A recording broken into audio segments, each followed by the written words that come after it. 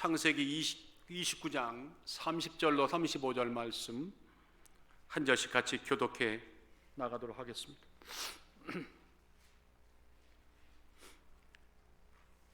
야곱이 또한 라헬에게로 들어가고 그가 레아보다 라헬을 더 사랑하고 다시 7년을 라반에게 봉사하였더라. 여호와께서 레아에게 총이 없음을 보시고 그의 태를 여뒀으나 라헬은 무자하였더라. 레아가 잉태하여 아들을 낳고 그 이름을 루벤이라 하여 가로되 여호와께서 나의 괴로움을 권고하셨으니 이제 내 남편이 나를 사랑하리로다 하였더라. 그가 다시 잉태하여 아들을 낳고 가로되 여호와께서 나의 총이 없음을 들으셨으므로 내게 이도 주셨다 하고 그 이름을 시므온이라 하였으며 그가 또 잉태하여 아들을 낳고 가로되 내가 그에게 새 아들을 낳았으니 내 남편이 지금부터 나와 연합하리로다 하고 그 이름을 레위라 하였으며 다 같이요. 그가 또 잉태하여 아들을 낳고 가로되 내가 이제는 여호와를 찬송하리로다 하고 이로 인하여 그가 이름을 유다라 하였고 그의 생산이 멈추었더라. 아멘. 네, 오늘 정말 예배 드릴 때 하나님께 수천 번 수만 번 박수를 드려도 만족하지 않아요. 부족하지 않아요. 다시 한번 하나님께 감사 박수 한번 드려봅시다.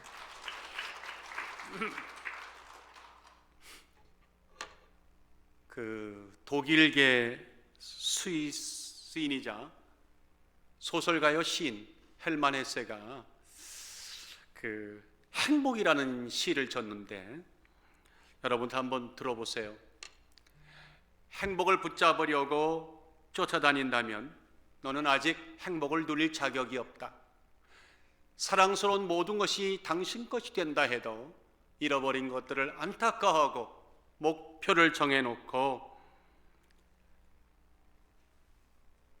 초조해 한다면 당신은 아직 평화가 무엇인지 모르는 사람이다. 모든 것을 단념하고 목표나 욕망 따위를 더 이상 알지 못할 때 행복이란 말을 더 이상 입에 담지 않을 때 비로소 일상의 물결이 더 이상 내 마음을 괴롭히지 않고 내 영혼은 그때 안식을 찾으리라. 여러분들 오늘 이 시를 다는 기록이 안 됐지만 얼핏 들어보면 행복이고 뭐고 너무 신경 쓰지 말고 인생을 대충 살아라 이렇게 들릴 수 있어요. 그런데 시인은 그렇게 말하는 게 아닙니다. 도리어 시인은 이렇게 말하죠. 내 행복을 위하여라는 말을 앞세워서 너무 조바심하거나 안달하지 말고 주변 사람들도 고문하지 말고 묵묵히 일상에 충실하라 이렇게 말합니다. 그렇게 살 때 비로소 우리의 삶에 영혼의 안식을 누릴 수 있다. 오늘 우리에게 주어지는 시간이 하나님의 값진 선물임을 자각하면서 도리어 한껏 기뻐하며 사는 것이 진짜 행복하는 길이다. 지금 그 얘기를 우회적으로 말하고 있는 거예요. 우리가 흔히 이런 말씀 하잖아요. 이런 말들 하잖아요. 인생의 꼬인 매듭은 자신의 변화에서부터 시작된다. 오늘 이 말과 일맥상통하는 말입니다. 내가 원하는 것을 얻기 위해서 끊임없이 쟁취의 불을 지피우고 조바심을 내면서 누군가를 억조이고 그리고 짓밟으며 가는 인생에게 주어질 어떤 행복도 이 땅에 이 우주 공간에는 있다 없다 없습니다. 행복은 그렇게 얻어지는 것이 아닙니다. 그래서 오늘 본문에 한 여인이 우리의 눈길을 끕니다. 바로 레아입니다. 누구라고요? 레아. 야곱의 첫 번째 부인 레아입니다. 왜냐하면요, 오늘 본문을 읽으셨겠지만 억울하고 안타까운 상황과 조건들이 그 여인에게 자기의 의지와 상관없이 주어졌어요. 그런데 그런 상황 속에서 누구를 원망하거나 자기를 비하기보다는 도리어 스스로 달래가면서, 자기를 달래가면서 믿음의 방식을 따라 한 올 한 올 인생의 실타래를 풀어가는 참 그런 믿음의 여인이라서 오늘 여러분과 저에게는 참으로 큰 도전이 될 것입니다.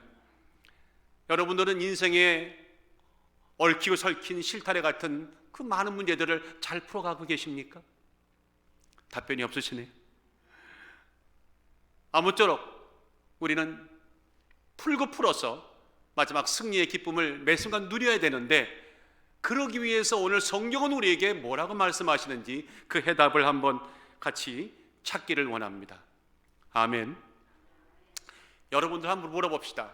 성경의 구약에서 교활하고 꾀가 많은 사람 하면 제일 먼저 떠오르는 사람은 누굴까요? 어쩌면 그게 똑같은 마음입니까?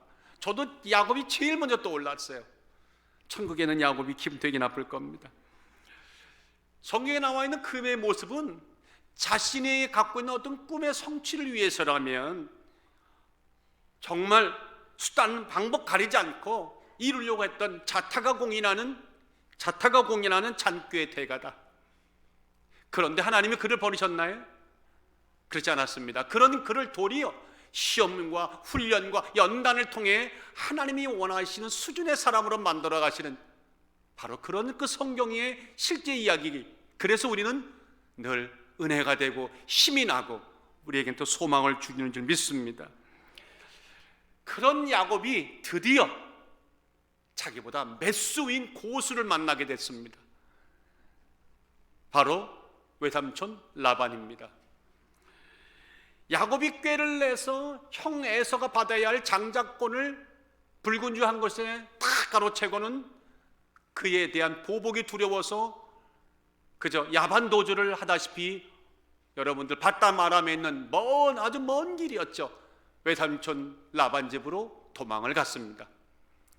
자, 그렇게 먼 길을 달려온 조카죠. 야곱이 참에게 삼촌이 굉장히 반기를 했는데 여러분들 성경 아시잖아요. 뜻밖의 고수 라반, 그 삼촌이 자기에게 도움이 될 줄 알았는데 만나보니까 자기 위에 메수가 위인 고수를 만나게 됩니다. 그래서 그 집에서 첫눈에 반했던 라반의 둘째 딸 라헬에 삘이 꽂혀가지고 저 아내를 내가 얻고자 하는 그 마음을 엿본 라반이 그 여인을, 그 딸을 주는 대가로 7년을 일하라고 했어요. 자, 7년 일해가지고 얻었나요? 아닙니다. 14년을, 2배를, 그 어마어마한 세를 대가도 없이 노동하면서 고생한 후에야 얻습니다. 저는 그 생각이 나더라고. 뛰는 그러면 안 돼요. 뛰는 분 위에, 어떻게 놈이란 말 합니까? 뛰는 분 위에 나는 분이 계시다. 참 첫눈에 라헬에게 반했던 야곱이 참 7년을 일을 하고 또 7년을 일하죠. 여러분들 7년을 일해가지고 그날 밤은 참 드라마틱했어요. 설레는 마음으로 신혼 초야를 맞이했어요. 너무 행복했을 거 아니에요? 그런데 그 밤이 지나고 동이 텄을 때 이게 웬일입니까? 내 앞에 들어놓는 그 여인이 라헬이었나요? 아니었습니다. 언니를 레아가 턱하니 들어놓는 거 아닙니까? 얼마나 야곱이 기가 버렸겠습니까? 알고 봤더니 라반이 그날 밤에 외삼촌이 살짝 바꿔치기를 한 거죠. 야, 진짜 고수입니다. 잔머리의 고수입니다. 그런데 어쩔 수 없지요. 야곱은 라헬을 또 얻기 위해서 아까 말씀했지만 7년을 더 일합니다. 수고했다고 하는 대가도 없이 그냥 14년을 축을하고 일만 했습니다. 그래서 드디어 두 자매는 레아와 라헬은 야곱의 아내가 되었습니다. 그런데 문제가 있는 것이 여러분들 아시죠? 다 좋습니다. 두 아내를 얻었는데 문제는 뭐냐면 야곱의 마음이 오직 라헬만을 향한다는 것입니다. 그래서 첫 번째 아내 레아는 정말 날이 갈수록 그녀의 고민은 너무너무 깊어가는 겁니다. 여러분 30절을 보세요. 야곱이 또한 라헬에게로 들어갔고 그가 레아보다 라헬을 더 사랑하고 다시 7년을 라반에게 봉사하였더라. 그래서 오늘 본문의 내용을 한마디로 요약하자면 남편의 사랑을 얻기 위해 몸부림치는 레아의 눈물겨운 인생 풀기 스토리. 참 거창하죠? 이름 더 쉽게 말할까요? 남편 마음 얻기 프로젝트. 간절한 몸부림이 바로 오늘 본문입니다. 야곱의 사랑을 흠뻑받으면서도 태의 문이 열리지 않았던 라헬에 견주어서 계속 아들을 얻으면서도 불구하고 남편의 마음, 야곱의 마음을 얻지 못하는 이 레아, 이 모습이 너무나 아이러니하게 대조가 돼갑니다. 여러분들 이럴 땐 드라마에는 이렇게 나오죠. 과연 레아는 남편의 마음을 얻을 것인가? 그렇게 나오더라고요. 항상 얻었을까요? 얻게 될까요? 온갖 마음고생하는 레아는 결국 어떤 결과를 맞이할까? 성경은 오늘 이 본문을 통해 레아의 그 수고로움과 애처로움과 마음고생과 모든 어려움의 그 곤경의 역경 과정을 통해서 그녀가 우리에게 오늘 던지는, 특별히 이 코로나 시대를 맞는 모든 그리스도인들에게 던지는 아주 중요한 목소리가 있습니다. 오늘 그 하나님의 그 메시지가 적어도 3월 셋째 주를 맞이한 여러분들에게 오늘 강하게 와닿아서 우리에게는 소망이 되고 힘이 되고 능력의 원천이 되기를 예수의 이름으로 축원합니다. 뭘까요? 이것입니다. 인생에서 만나는 모든 고난, 모든 역경, 모든 난제는 다 같이 오직 기도로 푼다. 오직 기도로 푼다. 여러분들, 레아가 야곱과 결혼을 하지만 사랑을 받지 못했어요. 왜냐하면 처음부터 정상적인 결혼이었나요? 이거 처음부터 정상적이지 못했어요. 레아 자신부터가 자기의 의지와 상관없이 아버지에 의해서 밀려가다시피 억지로 그 남편 되는 야곱과 맺어준 그런 결혼이었기 때문에 그렇습니다. 그런데 그러면 자기 동의도 없었지만 야곱의 입장에서 본다면 야곱도 너무나 억울하게 마찬가지예요. 왜? 레아에게는 마음이 없었어요. 마음에 들었던 것은 눈에 넣어도 정말 아프지 않은 오직 동생 라헬이었어요. 그래서 저는 이런 마음이 들더라고요. 기울어질 대로 기울어진 운동장, 기울 대로 기울어진 운동장에 홀로 서 있는 그런 형국이 바로 레아의 모습이 아닌가. 자, 그런 상황이었지만 그래도 레아는 남편의 마음을 얻기 위해 아주 무던하게 노력합니다. 근데 노력하면 노력할수록 그럼에도 불구하고 야곱의 사랑은 멀어져만 가고 역부족이었죠. 오늘 이걸 보다 보면요, 이런 마음 들더라고요. 배우자의 사랑을 받지 못하는 남편과 아내는 얼마나 참 불행할까. 여기는 한 분도 안 계셔. 할렐루야. 제가 알죠. 여러분들은 밤마다 그냥 너무나 I love you 부를 때도 한이라고 부르시잖아. 그래서 벌꿀이라고 부르는 내가 종종 듣지 않습니까? 여기는 없어요. 참, 사랑받지 못하는 아내, 사랑받지 못하는 남편은 어떤 말로 자기를 위로하고 어떤 말로 자기를 포장하고 어떤 말로 자기를 치장하고 합리화하더라도 그거는 참으로 가슴 아픈 일입니다. 그래서 우리는 레아의 처지가 너무 딱해서 자꾸만 응원의 마음이 가게 되죠. 자, 그런데 레아 입장에서는요, 남편이 내 내면을 봐줬으면 좋겠어요. 내 내면에 어떠한 아주 진짜 보석 같은 나의 그것을 보고 좀 사랑해 줬으면 좋겠는데 남편은 내면에게 관심이 있어요, 없어요? 성경에 보니까는 내면에는 관심이 없어요. 그냥 외모에만 야곱은 끌리고 있어요. 자, 레아는 안중에도 없고 한눈에 첫눈에 반했던 라헬의 모습은 결국 미모였네. 참 주여. 17절에 보니 이렇게 나와요. 레아는 알력이 부족하고 라헬은 곱고 알이 따우니 야곱이 라헬을 연애했다. 야, 야곱이 삼촌 라반 집에 도착해서 딱 그 라헬을 보는 순간 눈에 불꽃이 팍 튀었어요. 눈길, 그날 여러분들이 그 자리에 있었으면 금방 알았을 거예요. 야곱의 눈에서 그냥 훨훨 사랑과 열정이 막 타오르는 거예요. 환한 생기가 얼굴에 도는 거죠. 오죽했으면 라헬을 얻기 위해서 7년을 일해놓고도 속아서 더 7년을 일할 때도 무보수로 일하는 그 어마어마한 14년의 세월이 마치 불과 며칠 보낸 것 같았다고 스스로 고백할 정도니까 정말로 미치면 이렇게 되는 겁니다. 20절에 보세요. 야곱이 라헬을 위하여 7년 동안 라반을 봉사하였으나 그를 연애하는 까닭에 7년을 다 같이 수일같이 여겼더라.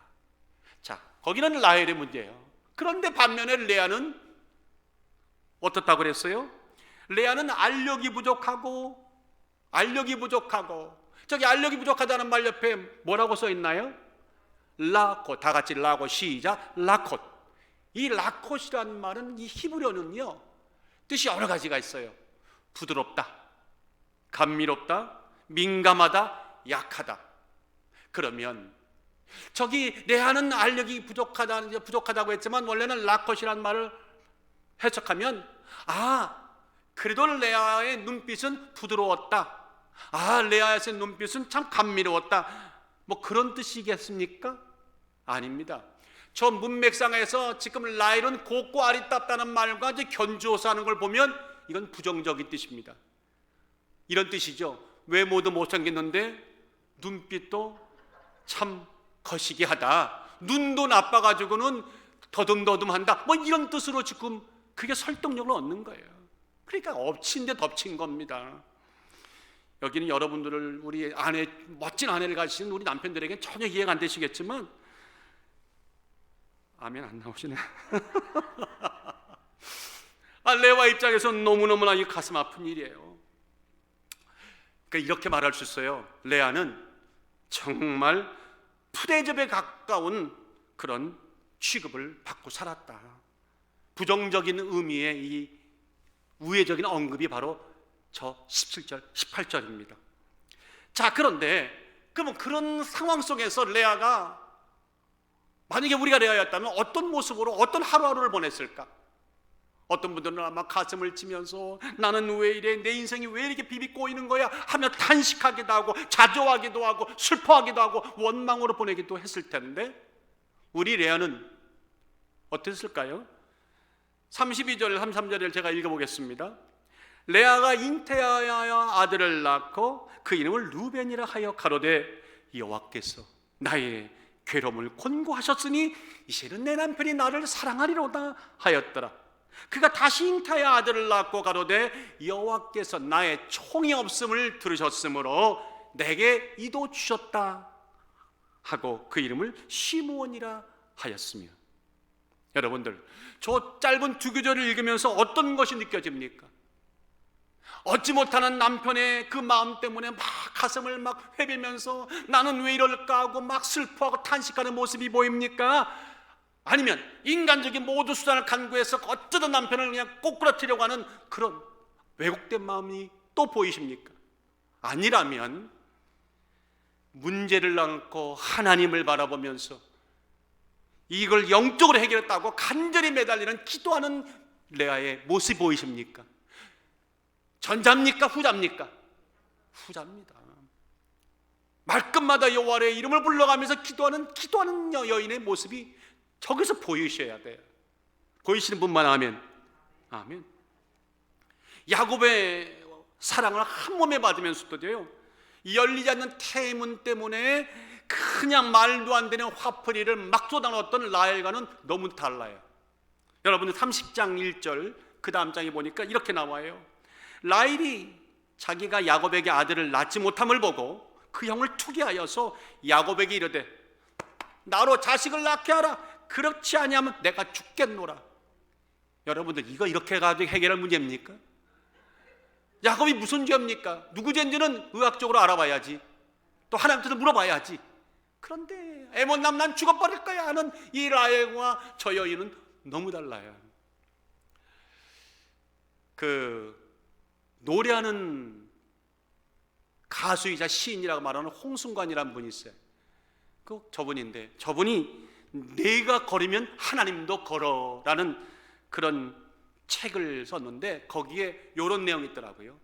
참 사람으로 산다는 것은 마른 들판에 꽃을 피우는 일이다. 오랜 가뭄에도 숨쉬는 생명으로 살아있는 일입니다. 망망바다 한가운데 돛을 달고 바람을 기다리는 일입니다. 참 멋있잖아요. 내용도 충분히 이해가 돼요. 이게 참 사람으로 사는 길이래요. 여러분들 보세요. 누구나 사람들은 참 사람으로 살기를 원해요. 참다운 인간이 되기를 원해요. 그런 인생을 원합니다. 마른 들판이 변하여 꽃으로 가득 차게 되고 한가득 채워가는 그런 존재 같은 그런 참사람이 되는 길, 누가 그 마다하겠습니까? 그런 능력이 우리 능력으로 됩니까? 여러분 답해보세요. 마른 들판에 아무것도 없는 그 공간에 어느 날 꽃이 향기에 가득한 향기에 가득해지는 그런 인생의 그런 대반전이 우리의 지혜, 우리의 힘, 우리의 능력이 되는 겁니까? 저는 제가 살아온 인생은 결론은 아니라고 저는 내렸습니다. 안 되더라고요. 어림도 없어요.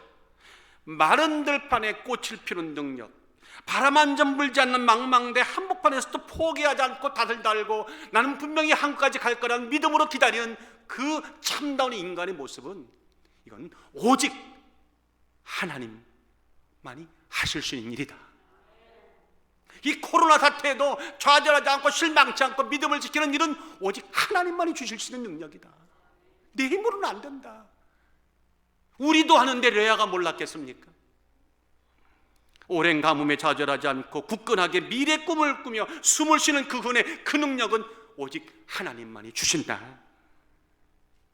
제가 여기까지 오고 나니까 복음성가 주사랑이 나를 숨쉬기에 그 가사가 마음에 확 와닿더라고요. 주의 사랑이 나를 숨쉬게, 세상 그 어떤 어려움 속에서도 주 은혜로 나를 돌보시며 세상 끝날까지 지켜주시네. 주 사랑이 나를 이끄시네. 내가 갈 수 없는 그곳으로 주 사랑 나를 붙드시며 세상 끝날까지 인도하시네. 정말 세상 끝날까지 인도하시는 것은 하나님의 사랑이고 그분의 사랑이고 그분의 의지고 그분의 능력이고 그분의 구원함입니다. 여러분들, 그런데 그 큰 능력을 하나님은 주시고자 원하는데 그냥 주시기도 하지만 꼭 우리의 뭔가를 통해 더 증폭시켜 주세요. 그게 뭔지 아세요? 기도입니다. 기도입니다. 기도입니다. 그래서 인생의 어떤 역경, 고난, 문제도 우리의 지혜를 푸는 것이 아니라 누군가의 도움이 아니라 우리는 기도로 푸는 것입니다. 그런 사람들을 우리는 그리스도인이라 말하는 것이죠. 하나님의 눈으로 세상을 보고 하나님의 마음으로 현실을 보담고 소망을 품게 하는 이 능력은요, 이거는 하나님이 주시는 기도에는 그 어떤 것도 해당이 안 됩니다. 그래서 오늘도 여기 나오신 분들, 집에 계신 분들, 각기 갖고 있는 문제와 역경과 수많은 난제 속에서 우리의 능력, 지혜, 힘이 아니라 기도로 풀겠다고 오직 손을 걸고 아버지, 아버지 나를 도와주옵소서, 이렇게 기도하고 있지 않습니까? 오늘 레아가 우리에게 던지는 메시지가 바로 이거였습니다. 자신의 어떤 그 가정의 문제와 자신의 풀 수 없는 문제 속에서 오직 여호와에 의지하여서 여호와 이름을 불러가면서 그는 매일 그렇게 그녀는 살아갔습니다. 여러분들, 요한일서 5장 14절에 뭐라고 말씀하나요? 믿음의 기도는 병든 자를 구원하리니 주께서 저를 일으키시리라. 아멘.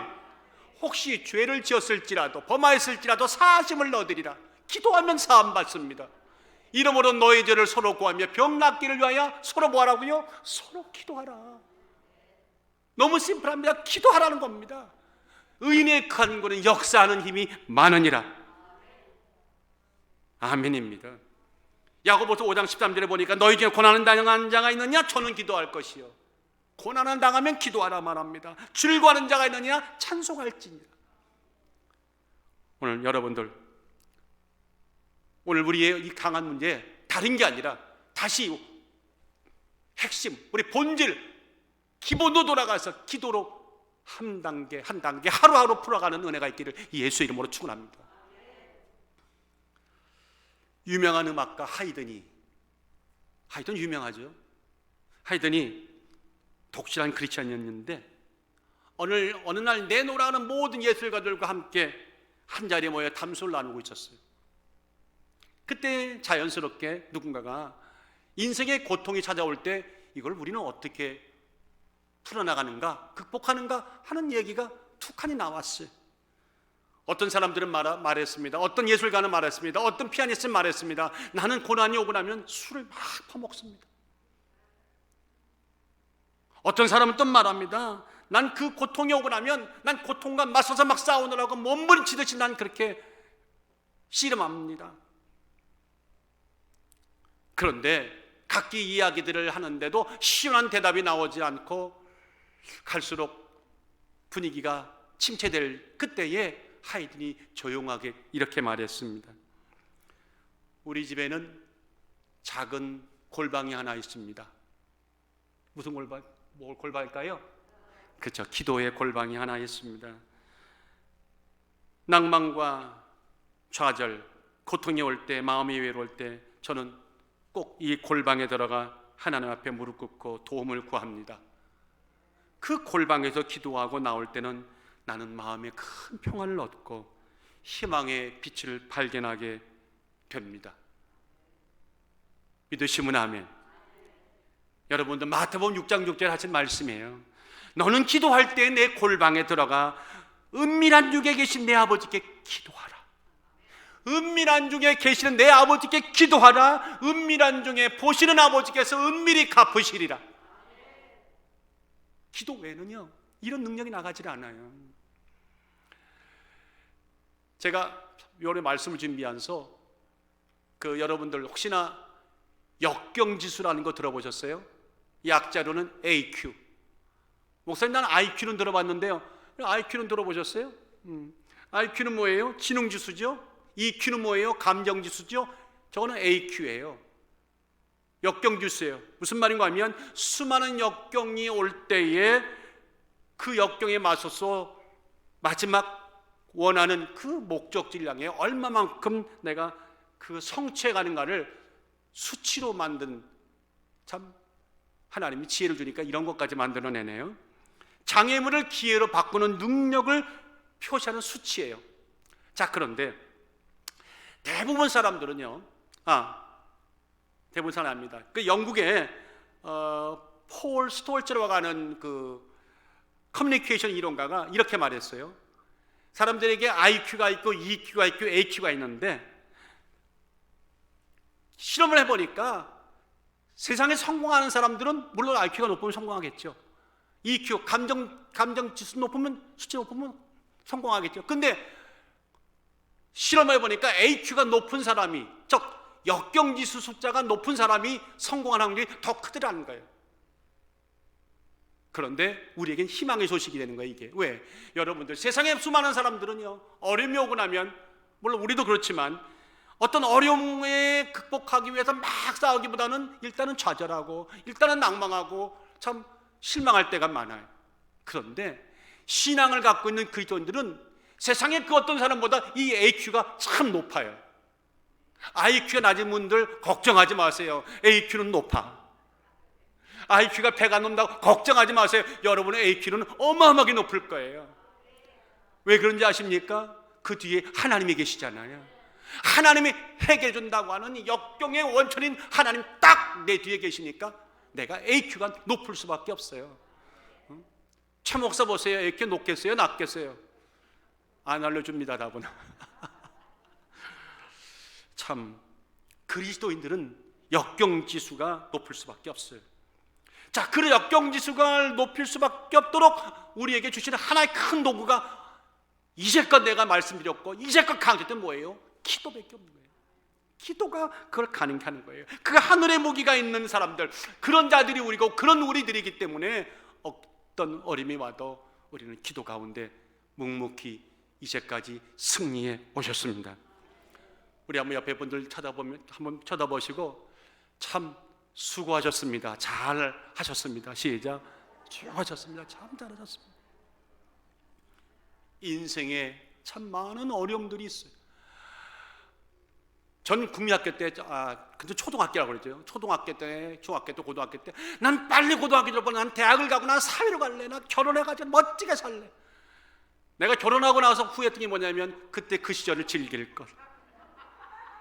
야, 공감하시죠? 그때가 좋았던 거였어요.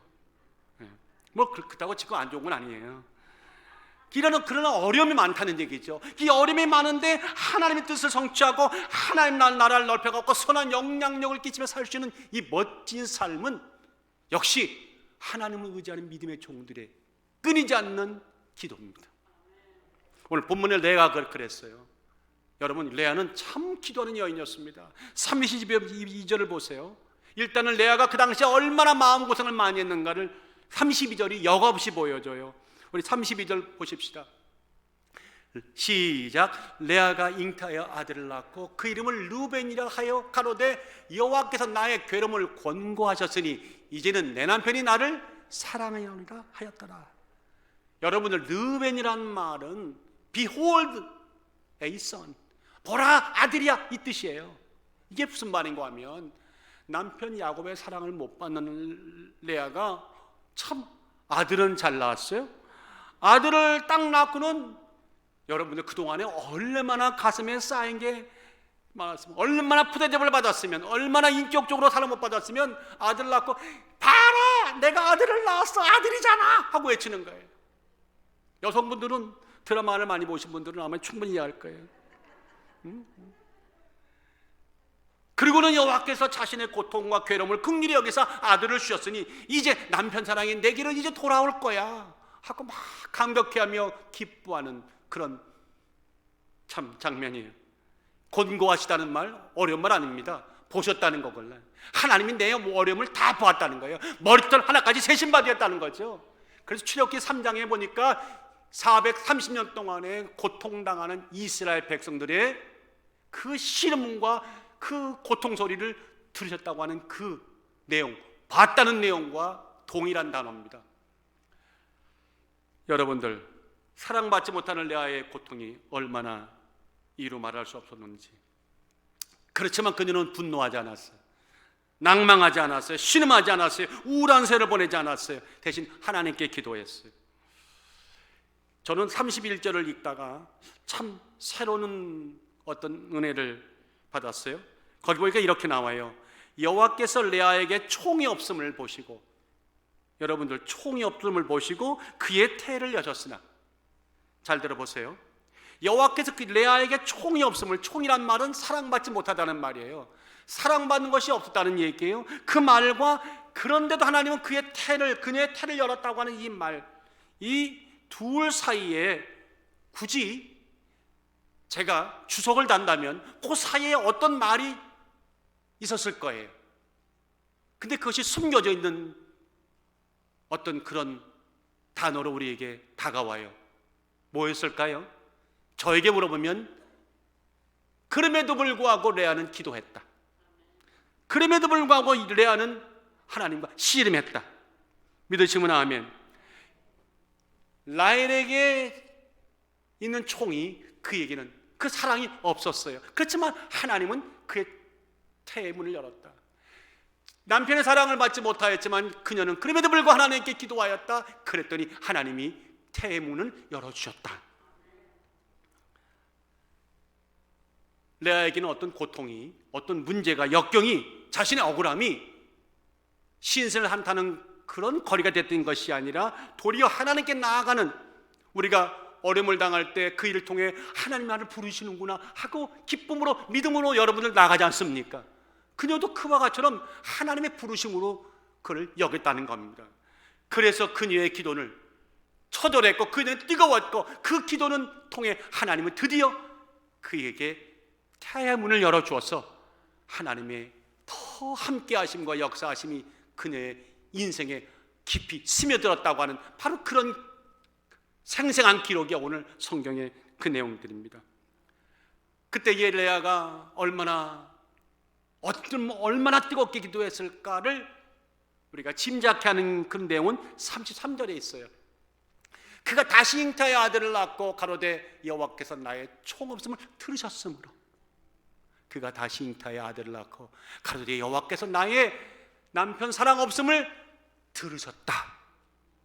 여러분, 들으셨다는 저 말을 바꿔 말할까요? 그녀가 미치도록 기도했다는 얘기죠. 밤낮으로 새벽이고 저녁이고 하나님 앞에 전심을 매달렸던 그 얘기가 저기 담겨져 있는 거 아니에요? 그 부르짖는 기도를 하나님 들으셨다는 거 아닙니까? 믿으시면 아멘. 고통의 중에 기도함으로 내면의 성숙을 이룬 그 레아를 하나님이 축복하셨을까요? 축복하지 않으셨을까요? 당연히 축복하시죠. 어려움 속에서도 포기하지 않고 묵묵히 하나님 앞에 기도하는 여러분들의 기도를 하나님 들으시는 뿐만 아니라 여러분의 그 내면의 성숙도를 하나님 기뻐하실까요? 기뻐하지 아니하실까요? 당연히 기뻐하지요. 레아가요, 놀랍게도요, 역사의 한 중앙에 한 복판에 우뚝 서는 여인으로 인생을 쓰세요. 무슨 말인가 하면, 특별히 레아가 낳았던 네 번째 아들 유다, 그 유다를 통해서 이 땅에 누가 오십니까? 우리의 영원한 메시아 예수 그리스도. 야곱의 사랑을 받았던 라헬이 아니라 사랑을 받지 못했던 레아를 통해 메시아가 이 땅에 오시는 이 아이러니한 상황, 여러분들 이것이 뭘 뜻하는지 아세요? 기도는 위기를 기회로 바꾸는 하나님의 능력이다. 최고의 능력이다. 온통 사방이 막혔을지라도 마침내 살 길을 내시는 하늘문을 내시는 그 기도를 붙잡는 자는 반드시 하나님이 보응해 주시리라, 높이시리라, 함께 하시리라, 해결해 주시리라, 치유하여 주시리라. 그겁니다. 역사의 물줄기, 기도가 바꾼다. 레아가 그것을 증명합니다. 아무쪼록 오늘 어떤 문제를 갖고 실망하는 분이 계시다면 다시 원래 모습 돌아가세요. 기도의 골방으로 돌아가십시오. 그리고는 주님과 이 시간 대화를, 긴밀한 교제를 시작하십시오. 그런가 하면 오늘 본문을 통해 주시는, 레아를 통해 주신 메시지가 또 하나 있습니다.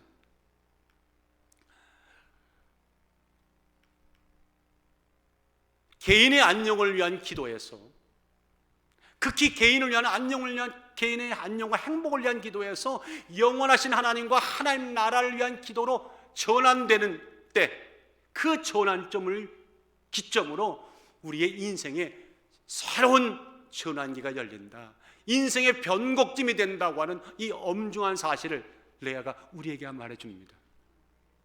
무슨 말인가요? 한번 잘 들어보세요. 자, 레아가 공고한 중에 뭐 했다고요? 주무시나요? 레아가 끊임없이 하나님께 뭐 했다고요? 기도했다고. 그런데 신기하게도요, 레아가 아들을 낳고 고백하는 그 고백한 장면 구절마다 계속 나오는 단어가 여호와예요. 이게 우연일까요? 예를 들어 들어보십시오. 32절 하반절에 보니까 여호와께서 나의 괴로움을 권고하셨으니, 33절에는 여호와께서 나의 총이 없음을 들으셨으므로, 30장 20절에는 레아가 가로되 하나님이 내게 후한 선물을 주었도다 하고 쭉 나와요.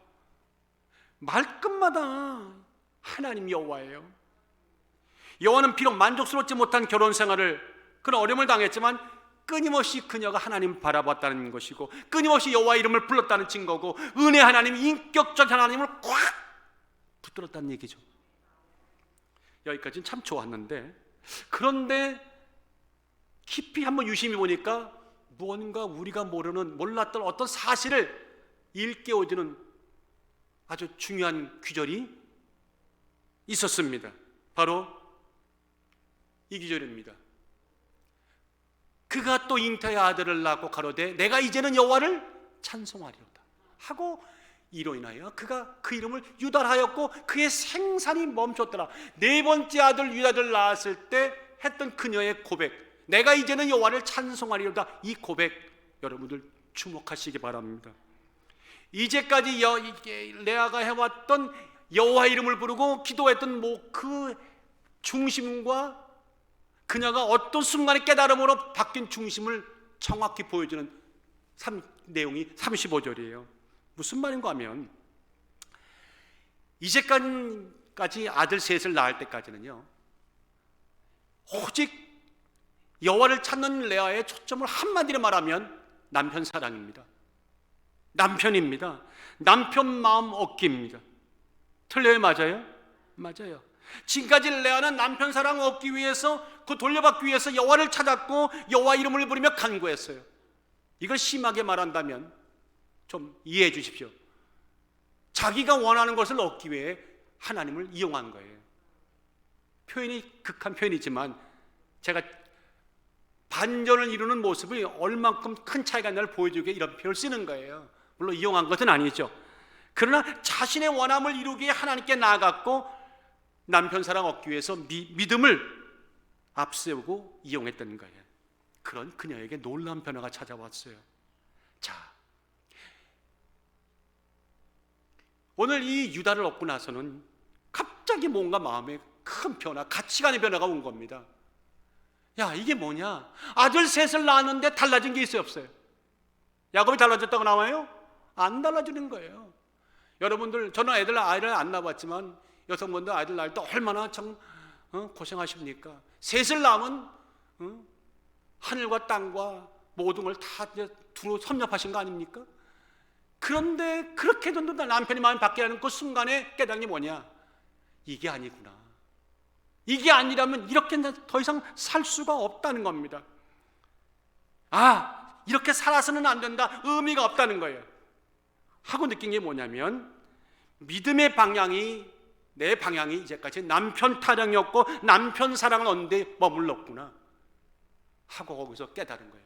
나는 더 큰 세상, 더 큰 넓은 세계를 이제 바라봐야 되겠다고라는 그 마음이 확 오면서 내가 여호와를 찬송하리로다. 바꿔 말할까요? 이제부터는 하나님이 아들을 주든 딸을 주든 안 주든 난 아랑곳 하지 않겠다. 나는 이젠 여호와만을, 그 큰 나라를 사모하고 나는 살겠다. 아멘. 이거 얼마나 멋진 고백입니까? 이거 아무나 하는 고백이 아닙니다. 애슬 셋을 낳고서야 깨달은 지혜입니다. 성숙한 신앙인의 고백인 것이죠. 정말 놀라운 변화예요. 그래서 하나님이 보란듯이 독자들에게 그의 생산이 멈추었더라. 그래, 너의 마음을 이제 알았다. 이제 생산을 멈춰주마. 참 하나님은 참 유머스러우신 분이에요. 자신 있다는 거예요. 하나님도 이제 이 레아 나는 이제 자랑할 수 있어, 자신할 수 있어. 그녀를 믿어. 지극히 있게 말씀하시는 거예요. 여러분들, 이 내용을 들을 때 다윗이 했던 과거의 신앙 고백이 우리에게 탁 스쳐가지 않습니까? 시편 39편 5절 7절입니다. 주께서 나의 날을 손넓이만큼 되게 하시며 나의 일생의 주의 앞에는 없는 것 같사오니 사람마다 그 든든히 손때도 진실로 허사뿐이었나이다. 인생의 모든 걸 다 얻었다고 하지만 그거 얻어보니까 결국은 아무것도 아니더라.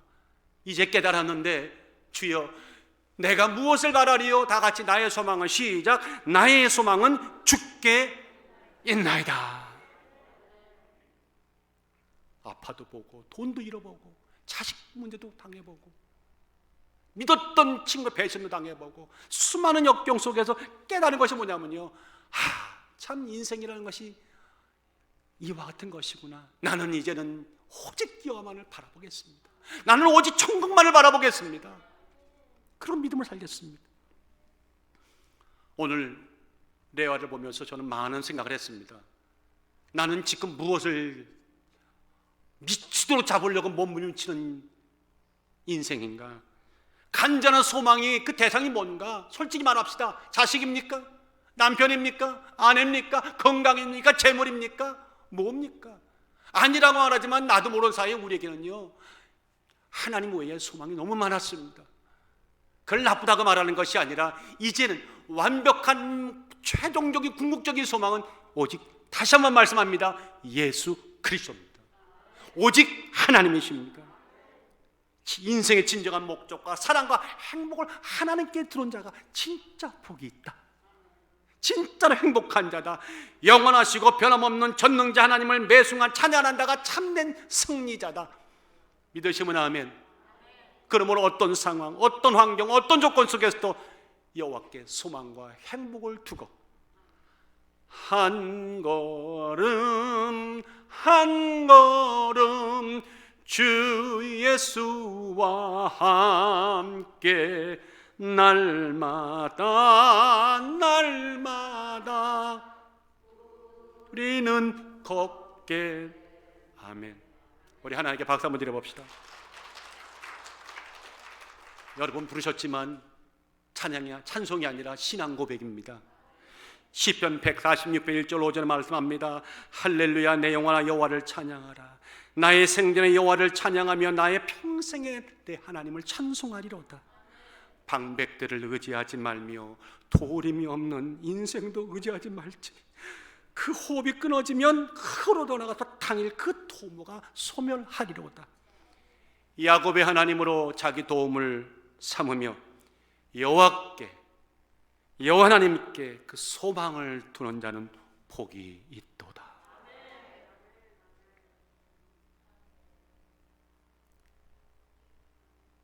요즘 들어서 참 조금씩 더 철이 들어가는 것 같아요.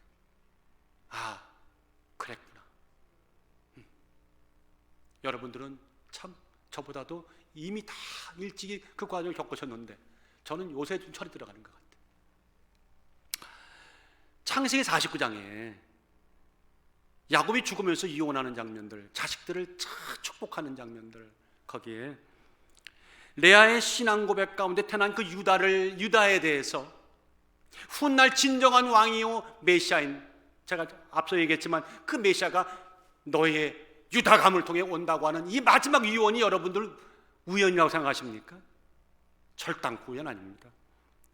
유다야, 너는 내 형제 중에 찬송이 될지라. 내 손이 내 원수의 목을 잡을 것이요 내 아비 아들들이 내 앞에서 절하리로다. 홀이 유다를 떠나지 아니하며 치리자의 지팡이가 그 발 사이에 떠나지 아니하시기를 실로가 오시기까지 미치리니 그에게, 다 같이 그에게 모든 백성이 복종하리로다. 이거 메시아에 대한 예언이에요. 유다가 그와 같은 메시아의 가문이 된다는 거예요. 이거 우연이 아닙니다. 기도하는 자의 하나님은 후대를 이렇게 만드신 줄 믿습니다. 남편 사랑 얻겠다고 기도하던 극히 인간적인 기도, 그것도 아름다워요. 당연히 기도하죠. 먹고 마시고 기도해야 되겠죠. 그런데 어느 날 깨달음이 있었어요. 이게 전부 다가 아니구나. 이제는 하나님과 하나님 나라와 하나님 교회와 하나님 복음과 영원한 나라를 위해 나는 살아가야겠다고 내게 할 수 있는 것, 내 삶에서 할 수 있는 것들을 찾아보는 그 인생의 변화, 기도의 변화, 인생의 변곡점, 하나님이 너무너무 기뻐하신다. 여러분들이 그런 멋진 3월 되시기를 주의 이름으로 축원합니다. 결론을 맺겠습니다. 영국의 평론가자 역사가인 토마스 칼라일이 이런 말을 했어요. 선택은 순간이지만 그 결과는 영원하다. 누구나 할 수 있는 얘기지만 실제 맞아요. 자, 인생은 운명에 맡기는 분들이 있어요. 아닙니다. 인생은 선택입니다. 어떤 분이 그래요. 어쩌면 저 사람은 저렇게 멋진 삶을 살아갑니까? 나는 뭡니까? 근데 그렇게 말하면 안 됩니다. 엄밀하게 말할까요? 그 사람은 그 선택을 했기 때문에 그렇게 살고 있는 것입니다. 선택이 그만큼 중요해요. 오늘 우리가 말씀을 들으면서 하나님을 찬양하면서 주의 뜻을 밝히는 이 귀한 시간에 많은 선택의 순간들이, 감정들이 지나가고 있을 거예요. 그때마다 우리는 올바른 선택, 영적인 선택을 해야 될 줄 믿습니다.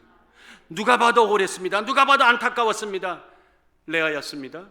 그런데 주위는 원망하지 않았습니다. 당신 인생 팔자 타령하지 않았습니다. 도리어 기도로 그 문제를 한 걸음 한 걸음 인생의 매듭을 풀어갔습니다. 그리고 어느 순간에서는 이것도 전부가 돼서는 안 된다. 이제는 내가 여호와를 찬양하겠다고 하는 경배자의 모습에 인생의 큰 위대한 선포와 선언을 하면서 기도가 바뀌어갑니다. 인생의 변곡점이 찾아왔습니다. 사랑하는 여러분들, 오늘 그녀는 여러분에게 다시 말합니다. 인생은 기도로 푸십시오. 극히 개인적인 안녕의 기도예요. 기도도 아름답지만 이제는 한 단계 올려서 성숙한 기도, 하나님과 하나님 나라를 위한 기도 이제 시작하십시오. 새로운 인생의 전환점이 될 것입니다. 새로운 인생이 여러분을 기다리고 있을 것입니다.